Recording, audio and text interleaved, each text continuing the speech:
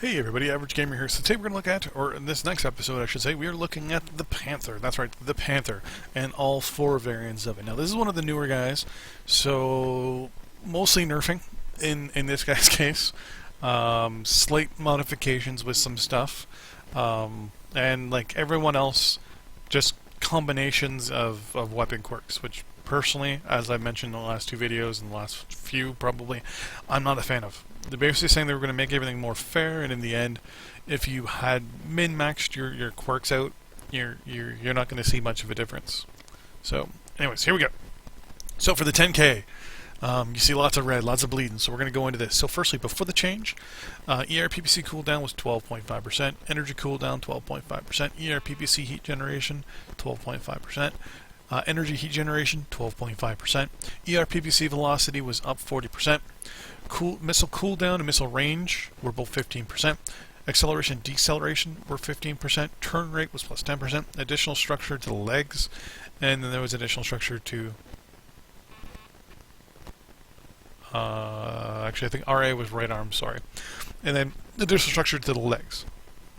After the changes, ERPPC velocity still stays at 40, but heat generation goes down to 5%. So any of you people like myself that had issues with heat on these guys, it's going to hurt even more.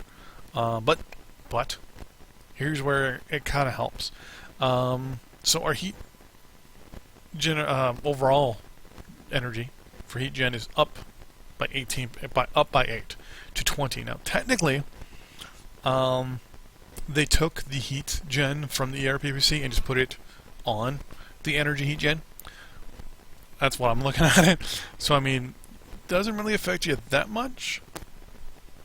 But if you're running something other than an ERPPC build on one of these on this guy, then it's it won't hurt as much. I'll end up with a 25% heat gen this way, which will be the exact same as it would have before.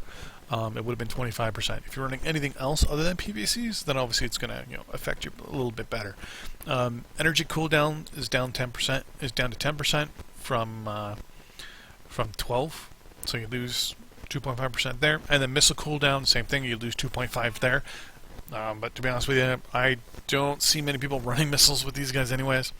Missile velocity is increased by 10%, and then here is the new structure changes. So structure to the center torso and left and right torso are both up by 10. Armor on the left and right arms are both increased by 16, and the structure on the legs are up by 10%. So not bad.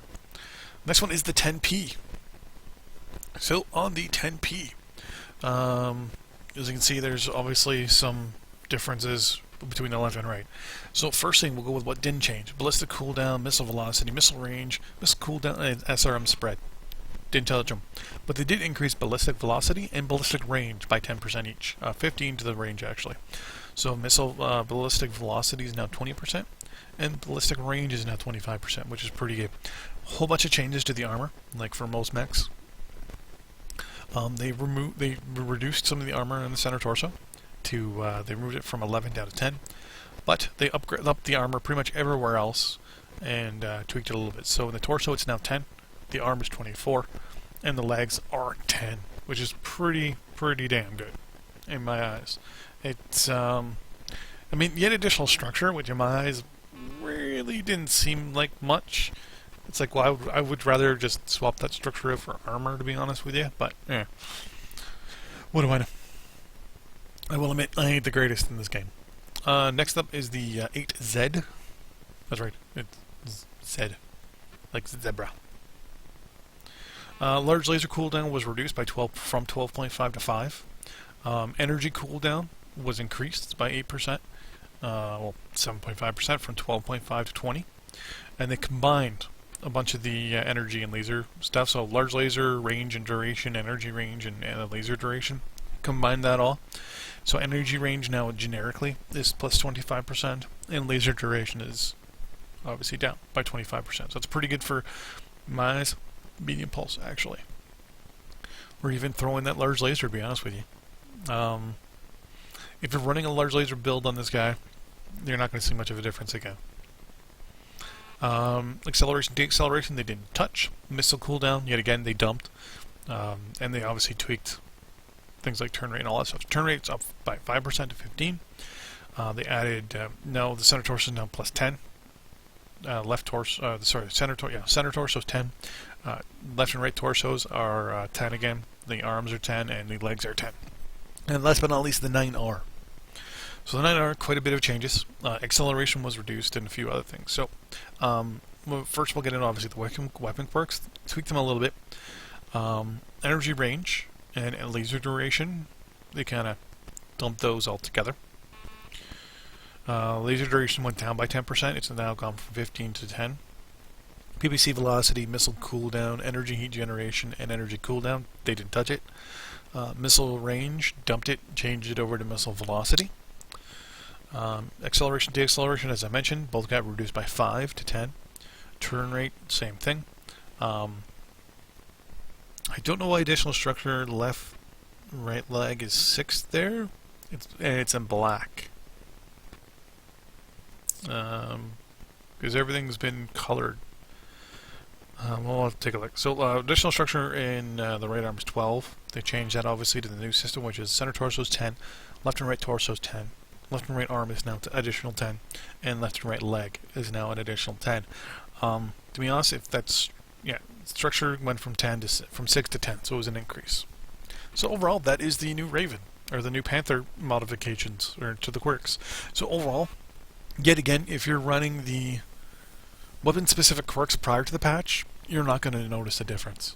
With the 10K, for example, if you're running an ERPPC build, you're really not going to notice much, just from the way they lump together the heat gen, and you'll still get the 15% heat gen reduction.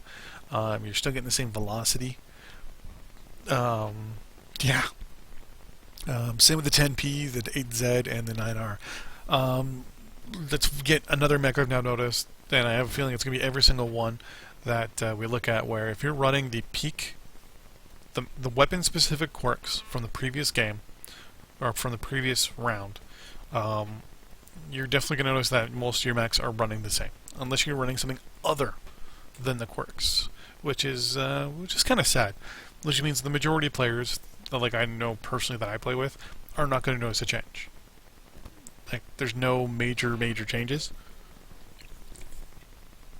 So it's kind of, kind of sad. I mean, the 10P does have that extra oomph when it comes to the velocity and the range for its weapons. But in this case, it's pretty much if you're not running the main, now you can more generically design your mechs, I know, but a lot of people like myself who've min-maxed out the quirks, not so much the mech itself, just the quirks, aren't going to see much of a change. But meh. We'll see how this all turns out though over the weekend for the Battle of Tukid event when all that shit hits the fan. But anyways, thanks for watching. Don't forget to like and subscribe, and I'll see you guys next time on the battlefield. Bye bye.